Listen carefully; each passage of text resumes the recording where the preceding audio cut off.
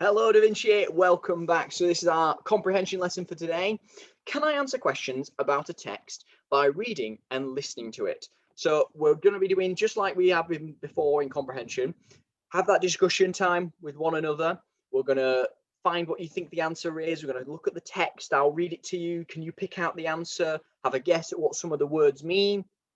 And you don't need to write anything down, but right at the end, there is a task, a challenge for you to try and order some of the events in the story.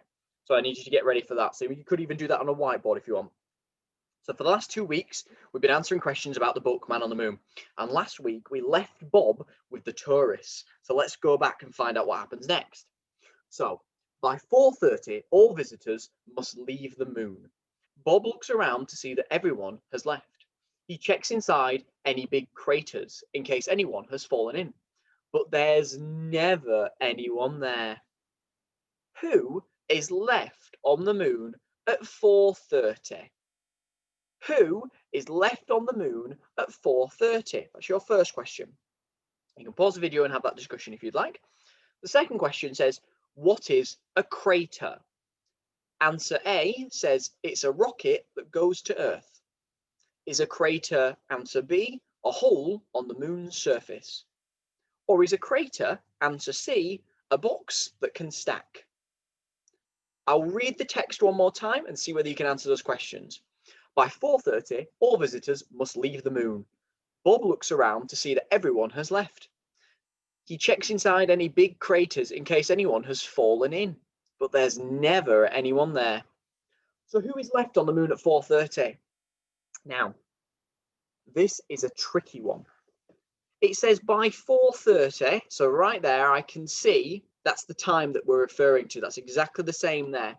By 4:30, and it says all visitors. So if you're thinking, it's all the visitors, you've not quite finished reading the rest of the sentence, because it says by 4:30, all visitors must leave the moon.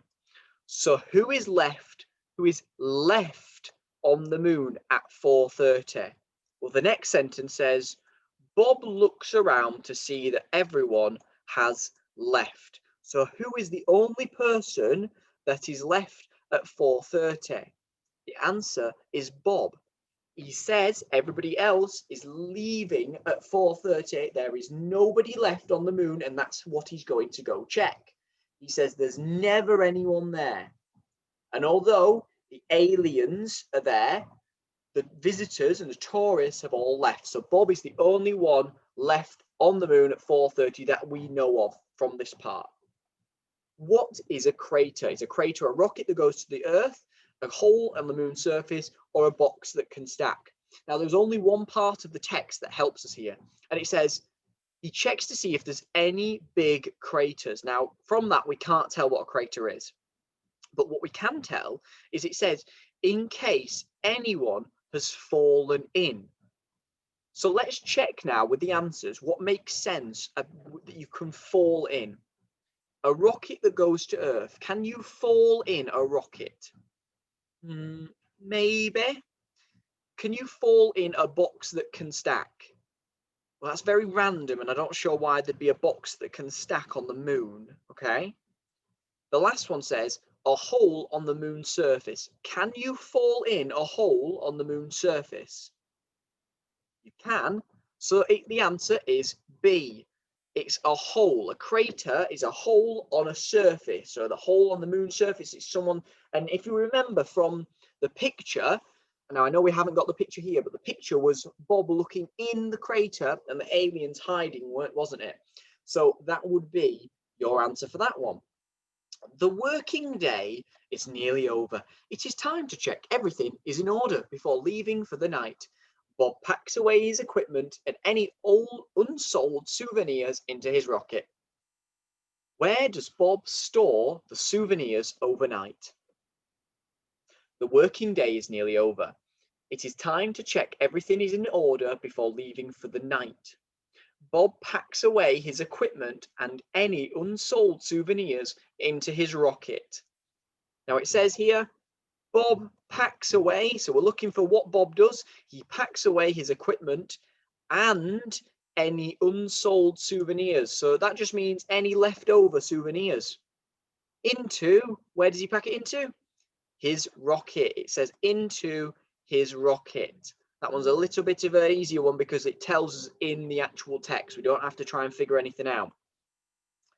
He switches on the moon's nightlight before jetting off towards Earth. By this time, he's very tired, but he still has to keep his wits about him while flying the rocket. What does Bob do after he switches on the moon's nightlight? What do you think he still has to keep his wits about him means? He switches on the moon's nightlight before jetting off towards Earth.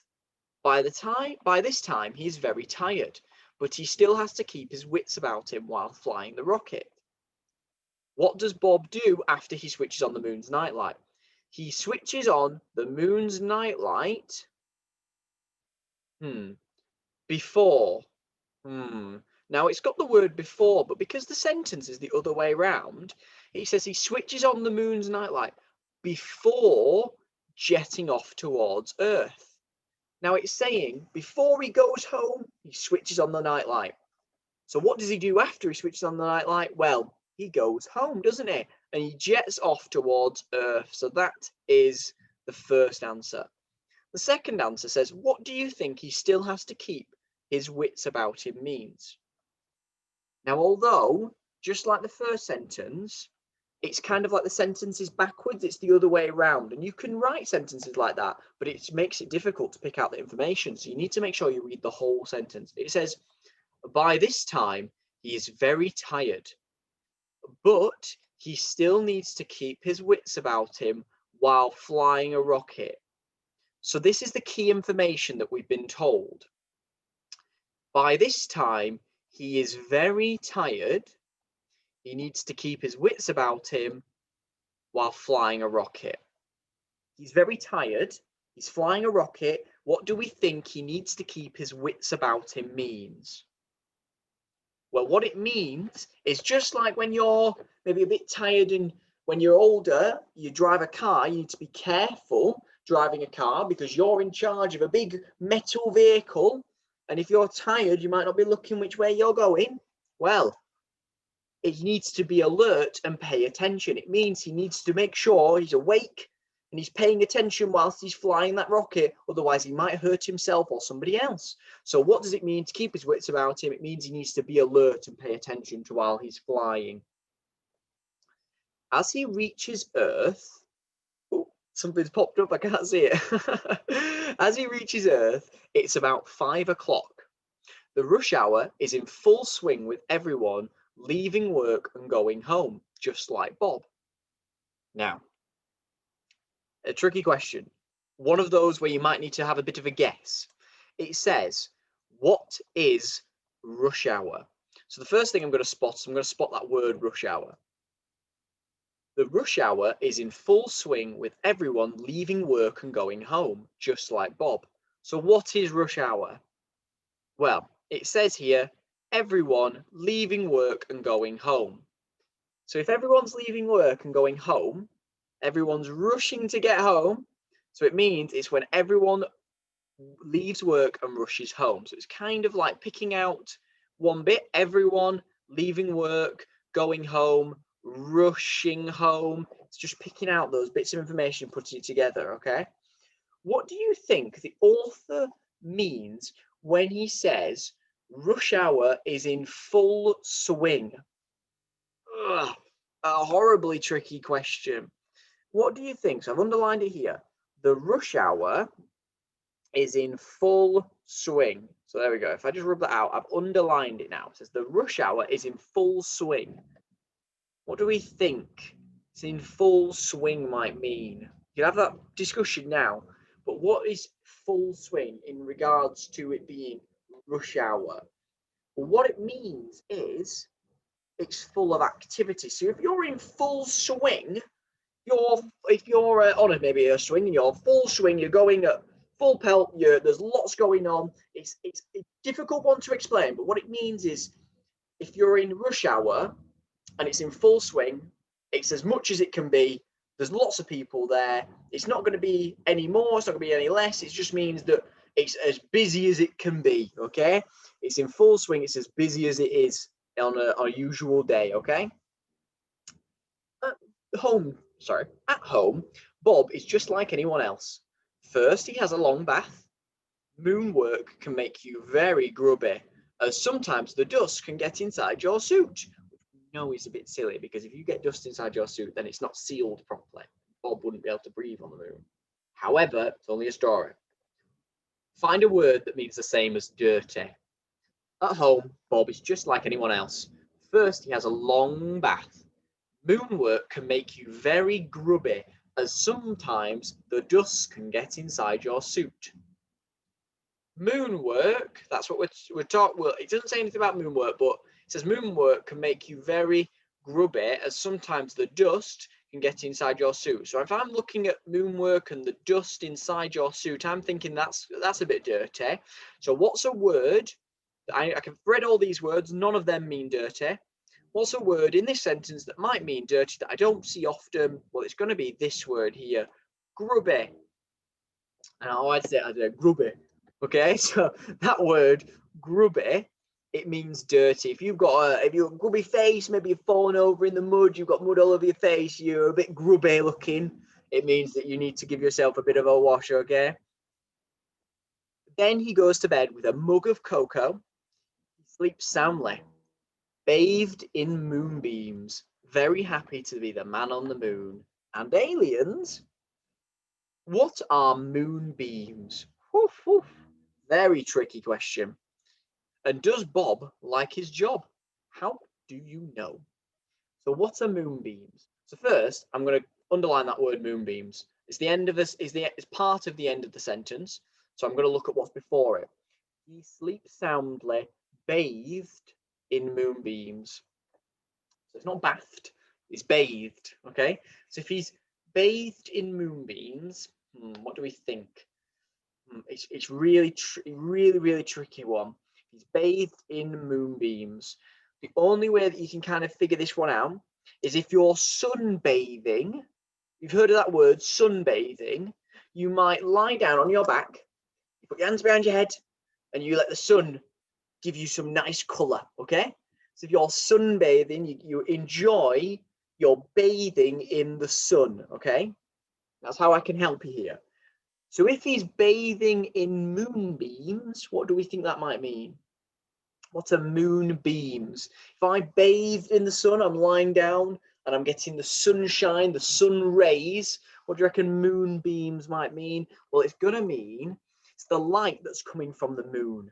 The light from the sun bounces onto the moon and it shines down. And it's that lovely white shine that shines down on you, and he's sunbathing, but he's not sunbathing, he's bathing in moonbeams. It's a really tricky one, but if you just have a bit of a guess and think of what a word might mean, think of what that might mean as a bit similar, it helps you as you're answering these questions. Does Bob like his job, and how do you know? Well, he sleeps soundly, bathed in moonbeams, very happy to be the man on the moon. Now, his job, we know, is the man on the moon. That's his job. It says at the beginning of the book, doesn't it? It says Bob's job is he is the man on the moon. He goes to work every day and cleans the moon. Okay. So he's very happy to be the man on the moon. Does he like his job? Well, if I'm very happy in my job, I like my job. So if Bob's very happy in his job, yes, he's very happy. It says he's very happy to be the man on the moon. So you just need to think about, that's the sentence that says he's very happy. And that's the part of his job. He's very happy to be the man on the moon. That's the sentence answer. Here's your challenge for today. I'd like you to order these. So you need to put a 1 to 5. So I've done the first one for you. Now they're not from the beginning of the book to the end of the book. What I've done is I've kind of chosen one point in the book, and that's where I've started from. So I'm just trying to trick you a little bit. So it says, can you remember and can you number these events in the book from 1 to 5? 1 being the first thing that happens and 5 being the last thing that happens. So we've got Bob entertained the tourists with gymnastics. Bob meets his friends for lunch. Bob checks for aliens in the craters. Bob has a long hot bath. Bob sweeps up the rubbish on the moon. And I've said that is the first thing that happens. That's number one. It's the first one that happens. So what is the other order that this? If you cannot remember, there are 2 videos of us reading this book. One from me, one from Mrs. Cousins last week. Okay. So you might need to go back and read that book and listen to that book again before you can order these. I look forward to seeing your work on tapestry. Thank you very much. I know it's been very difficult in these comprehension sessions, but you're doing an ever so good of a job. Thank you very much, Da Vinci. I look forward to seeing you next time. See you later. Bye-bye.